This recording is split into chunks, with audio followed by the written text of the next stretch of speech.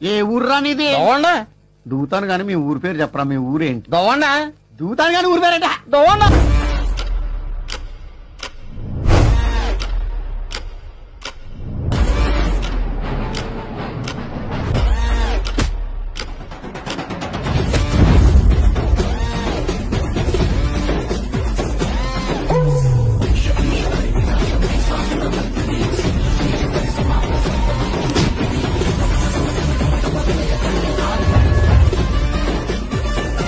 ఇది మామూలు నేల కాదు, శ్రీకృష్ణుడు నడిచిన నేల.